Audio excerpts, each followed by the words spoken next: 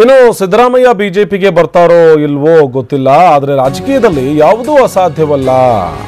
ಇಂಥದ್ದೊಂದು ಹೇಳಿಕೆಯನ್ನ ಆರ್ ಅಶೋಕ್ ಕೊಟ್ಟಿದ್ದಾರೆ. ಸಿದ್ದರಾಮಯ್ಯ ಬಿಜೆಪಿಗೆ ಬರ್ತಾರೋ ಇಲ್ವೋ ಗೊತ್ತಿಲ್ಲ, ಆದರೆ ರಾಜಕೀಯದಲ್ಲಿ ಯಾವುದೂ ಕೂಡ ಅಸಾಧ್ಯ ಅಲ್ಲ ಅನ್ನುವಂಥ ಹೇಳಿಕೆಯನ್ನ ಆರ್ ಅಶೋಕ್ ಕೊಟ್ಟಿದ್ದಾರೆ. ಇನ್ನು ಅವರೇ ದೇವೇಗೌಡರ ಜೊತೆ ಸೇರ್ತಾರೆ ಅಂದ್ರೆ ಏನ್ ಹೇಳೋದು? ಬೆಂಗಳೂರಿನಲ್ಲಿ ಮಾಜಿ ಡಿಸಿಎಂ ಆರ್ ಅಶೋಕ್ ಹೇಳಿಕೆಯನ್ನ ಕೊಟ್ಟಿದ್ದಾರೆ. ದೇವೇಗೌಡರ ಜೊತೆ ಸೇರ್ತಾರೆ ಅಂದ್ರೆ ಏನ್ ಹೇಳೋದು ಅನ್ನುವಂಥ ಮಾತನ್ನ ಅಲ್ಲಿ ಆರ್ ಅಶೋಕ್ ಆಡಿರುವಂಥದ್ದು. ಸರ್ಕಾರ ಉಳಿಯಲ್ಲ, ಜನತೆ ಭಗವಂತ ಗಡುವು ನೀಡಿದ್ದಾರೆ. CM H D. ಕುಮಾರಸ್ವಾಮಿ ತಾಳ್ಮೆ ಕಳೆದುಕೊಳ್ತಿದ್ದಾರೆ. ಮಾಧ್ಯಮ ಜನಸಾಮಾನ್ಯರ ಮೇಲೂ ಕೂಡ ಹರಿಹಾಯ್ತಾ ಇದ್ದಾರೆ. ಸರ್ಕಾರ ಉಳಿಯಲ್ಲ, ಭಗವಂತ ಕೊಟ್ಟಿದ್ದಂಥ ಡೆಡ್ಲೈನ್ ಮುಗಿತಾ ಬರ್ತಾ ಇದೆ. ಜನಸಾಮಾನ್ಯರು ಸೇರಿದಂತೆ ಮಾಧ್ಯಮದ ವಿರುದ್ಧ ಹರಿಹಾಯುವಂತ ಕೆಲಸವನ್ನ ಕುಮಾರಸ್ವಾಮಿ ಮಾಡ್ತಾ ಇದ್ದಾರೆ. ಅವ್ರಿಗೆ ತಾಳ್ಮೆ ಅನ್ನೋದೇ ಇಲ್ಲ. ಮೊದಲು ಸಿಎಂ ಆದವರಿಗೆ ತಾಳ್ಮೆ ಮುಖ್ಯ, ಹೀಗಂತ ಮಾಜಿ ಡಿಸಿಎಂ ಆರ್ ಅಶೋಕ್ ಹೇಳಿಕೆಯನ್ನ ಕೊಟ್ಟಿದ್ದು. ಒಂದು ಕಡೆ ಸಿದ್ದರಾಮಯ್ಯ ಬಿಜೆಪಿಗೆ ಬರ್ತಾರೋ ಇಲ್ವೋ ಅನ್ನುವಂತ ಮಾತನಾಡ್ತಾ ಇದ್ರು. ಅದರ ಜೊತೆಗೆ ಸಿಎಂ ಕುಮಾರಸ್ವಾಮಿ ವಿರುದ್ಧವೂ ಕೂಡ ಹರಿಹಾಯುವಂತ ಕೆಲಸವನ್ನ ಮಾಡಿದ್ರು ಬಿಜೆಪಿಯ ಶಾಸಕ ಆರ್ ಅಶೋಕ್. ಇನ್ನು ಸರ್ಕಾರದ ವಿರುದ್ಧವೂ ಕೂಡ ಹರಿಹಾಯುವಂತ, ಜೊತೆಗೆ ಸಿಎಂ ವಿರುದ್ಧವೂ ಹರಿಹಾಯುವಂತ ಕೆಲಸವನ್ನು ಮಾಡಿದ್ರು ಆರ್ ಅಶೋಕ್. ತಾಳ್ಮೆ ಅನ್ನೋದು ಭಾರಿ ಮುಖ್ಯ. ಸಿಎಂ ಆದಂಥವರಿಗೆ ಅದರಲ್ಲಿ ಹೆಚ್ಚಿನ ತಾಳ್ಮೆ ಇರಬೇಕು, ಆದರೆ ಕುಮಾರಸ್ವಾಮಿ ಅವರಿಗೆ ತಾಳ್ಮೆ ಅನ್ನೋದೇ ಇಲ್ಲ.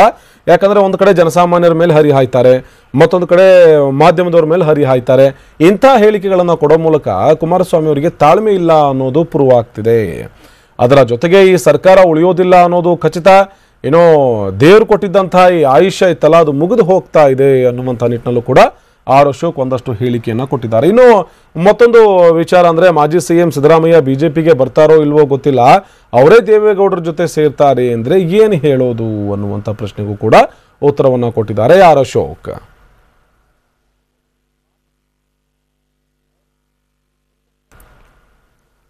ಇದು ಆರ್ ಅಶೋಕ್ ಅವರು ಕೊಟ್ಟಿರುವಂತಹ ಹೇಳಿಕೆ. ಇದು ಒಂದು ಕಡೆ ಸಿಎಂ ಅವರ ವಿರುದ್ಧ ಹರಿಹಾಯ್ತಾ ಇದ್ದಾರೆ, ಮತ್ತೊಂದು ಕಡೆ ಮಾಜಿ ಸಿಎಂ ಸಿದ್ದರಾಮಯ್ಯ ಬಿಜೆಪಿಗೆ ಬರ್ತಾರೋ ಇಲ್ವೋ ಅನ್ನುವಂತ ಮಾತನಾಡ್ತಾ ಇದ್ದಾರೆ. ಹಾಗಿದ್ರೆ ಇಬ್ಬರ ಬಗ್ಗೆ ಏನ್ ಹೇಳಿದ್ದಾರೆ ಡಿಸಿಎಂ ನೋಡೋಣ ಬನ್ನಿ.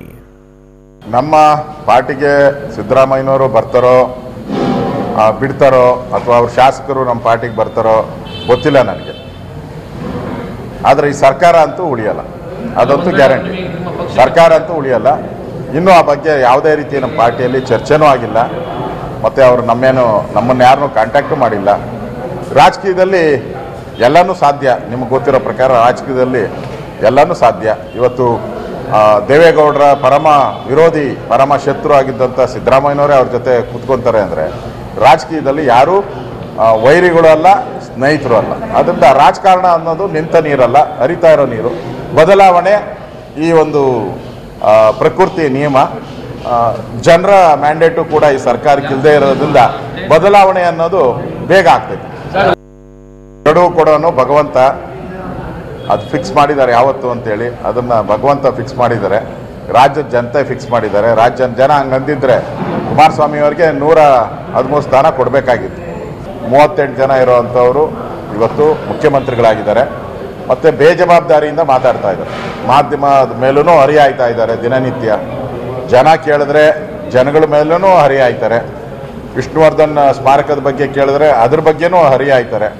ಒಂಥರ ಎಲ್ಲರ ಮೇಲೂ ಮುಗಿದು ಬೀಳುವಂಥ ಒಂದು ಆಡಳಿತ ಪಕ್ಷದ ನಾಯಕರಾಗಿ ಕೆಲಸ ಮಾಡ್ತಾರೆ.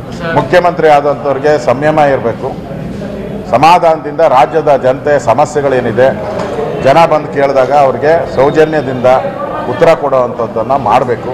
ಇವತ್ತು ಅದು ಮಾಡದೆ ರೈತರು ಬಂದು ಕೇಳಿದ್ರು ಕೂಡ 4 ವರ್ಷ ಎಲ್ಲಿ ಮಲಗಿದ್ದೆ, ಈ ಥರದ್ದೆಲ್ಲ ಪದಗಳು ಮುಖ್ಯಮಂತ್ರಿಗೆ ಸರಿಯಲ್ಲ. ಎಲ್ಲ ಒಂದು ಕಡೆ ಅವರು ಭಾಳ ಡೆಸ್ಪರೇಟ್ ಆಗ್ಬಿಟ್ಟಿದ್ದಾರೆ ಅಂತ ಅನಿಸ್ತೈತೆ.